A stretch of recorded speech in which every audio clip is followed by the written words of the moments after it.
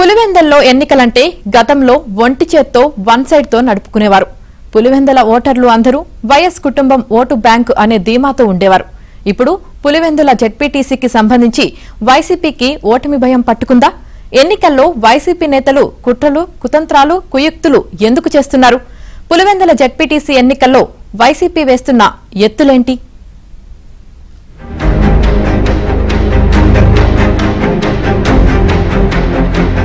Pulivendula ZPTC ఉప ఎన్నిక ఆసక్తికరంగా మారింది.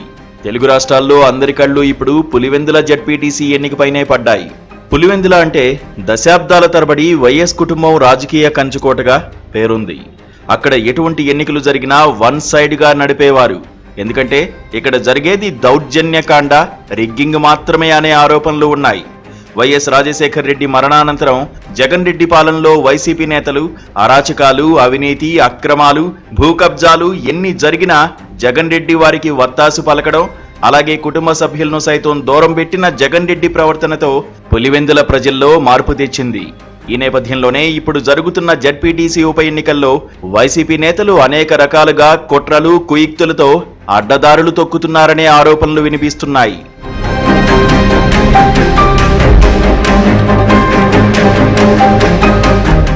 ఇందుకు 2 రోజుల క్రితం జరిగిన ఘటనే నిదర్శనం.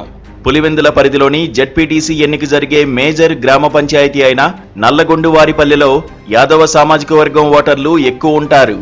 ఈ ఓటర్లను ప్రలోభపెట్టేందుకు అదే సామాజిక వర్గానికి చెందిన వైసీపీ మాజీ ఎమ్మెల్సీ రమేష్ యాదవ్ను జగన్ రెడ్డి వినియోగించుకున్నాడు. రమేష్ యాదవ్ ఆ గ్రామానికి వెళ్లి యాదవ్ ఓటర్లను పలు రకాలుగా ప్రలోభ పెడుతుండగా టీడీపీ శ్రేణులకు తెలిసి ఆ గ్రామానికి వెళ్లారు. దీంతో అక్కడ ఇరు పార్టీల కార్యకర్తల మధ్య ఘర్షణ జరిగింది. ఈ ఘర్షణలో వైసీపీ నేత రమేష్ యాదవ్కు చిన్న గాయం కాగా ఏకంగా చేయి విరిగిందని వైఎస్ భారతి తండ్రి ఈసీ గంగిరెడ్డి హాస్పిటల్లో సర్టిఫికేట్ పొందినట్లు తెలిసింది. పులివెందుల ప్రభుత్వ ఆసుపత్రికి వెళ్లకుండా వారికి సంబంధించిన ప్రైవేట్ హాస్పిటల్కి వెళ్లడం కూడా వైసీపీ ఎత్తుగడగా టీడీపీ నేతలు భావిస్తున్నారు. పులివెందుల జెడ్పీటీసీ ఎన్నిక ఎంపీ వైఎస్ అవినాష్ రెడ్డి సారథ్యంలో నడుస్తోంది.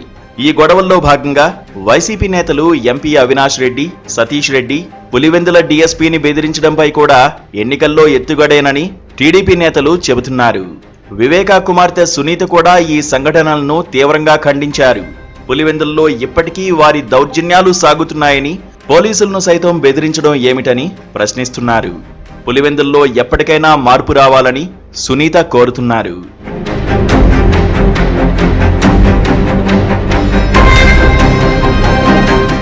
వైసీపీ నేతలు ఈ ఎన్నికల్లో ఎన్ని కుట్రలు, కుతంత్రాలు, ఎత్తుగడ్లు వేసినా అన్ని విధాలుగా టీడీపీ ఎదుర్కొనేందుకు సిద్ధంగా ఉన్నట్లు తెలుస్తోంది. ఏదేమైనా పులివెందుల జెడ్పీటీసీ ఎన్నికను అటు వైసీపీ, ఇటు టీడీపీ అత్యంత ప్రతిష్టాత్మకంగా తీసుకోవడంతో ఎన్నికలు ఎలా జరుగుతాయో అని ఉత్కంఠ రేగుతోంది.